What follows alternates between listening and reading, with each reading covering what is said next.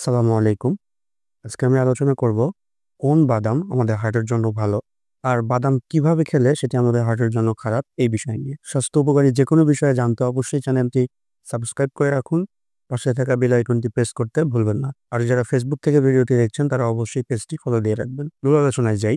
কোনো বাদামই আসলে হার্টের জন্য আসলে ক্ষতিকর নয়। বরঞ্চ বাদামের সাথে যে প্রস্তুত প্রণালীগুলো মিশ্রণ করা হয় এগুলোই হার্টের ক্ষতি করে থাকে।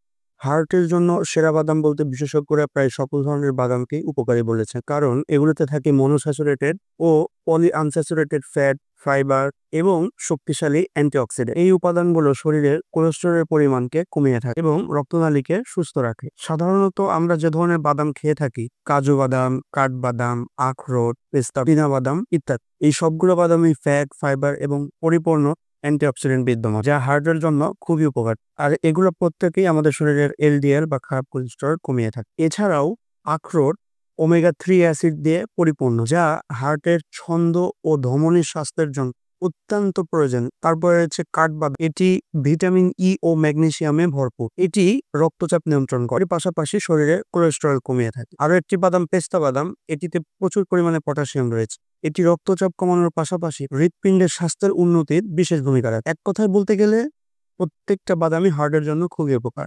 তবে এগুলোকে পরিমিত আকারে খেতে হবে, অতিরিক্ত কোনোভাবেই খাওয়া যাবে না। এখন আসি যে মেইন কথা, যে কোন বাদামটা আসলে হার্টের জন্য ক্ষতিকর। প্রথমেই বলেছি যে বাদামের সাথে যে মিশ্রণ অ্যাড করা হয় এই মিশ্রণগুলো সাধারণত হার্টের ক্ষতি করে থাকে।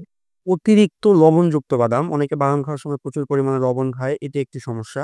এরপরে বাদামে প্রচুর পরিমাণে চিনি মিক্সার করে বাদামের মটকা বা বিভিন্ন সুস্বাদু আইটেম করে যে খাওয়া হয়, এটি একটি কারণ। আরেকটি হচ্ছে তেলে ভাজা বাদাম। বাদাম তেলে ভাজলে বাদামের যে গুণাগুণ আছে সেটি নষ্ট হয়ে যায়, যার ফলে এটি হার্টের ক্ষতি করে। এর পাশাপাশি অনেকেই বাদামে টেস্টিং সল্ট বা আরো বিভিন্ন ধরনের যে মসলা আছে এই মসলাগুলো ব্যবহার করে। এই মসলাগুলো শরীরের বা হার্টের জন্য অনেক ক্ষতি করে। বাদাম থেকে উপকার পেতে হলে অবশ্যই প্রাকৃতিকগতভাবে যে বাদামগুলো রয়েছে সেভাবেই খেতে হবে। এক্সট্রা কোনো কিছু মিশ্রণ করার দরকার নেই। তবেই আপনি হার্টের জন্য উপকার পাবেন। আর এক্সট্রা কিছু মিশ্রণ করতে গেলেই তখন সেটি আপনার হার্টের জন্য ক্ষতি হবে। আশা রাখি এই ভিডিও থেকে বুঝতে পেরেছেন বাদাম কিভাবে খেলে সেটি হার্টের জন্য ভালো এবং কিভাবে খেলে সেটি হার্টের জন্য মন্দ। অবশ্যই এই নিয়ম অনুসারে বাদাম খাবেন, সুস্থ স্বাভাবিক জীবনযাপন করবেন। ধন্যবাদ। আসসালামু আলাইকুম।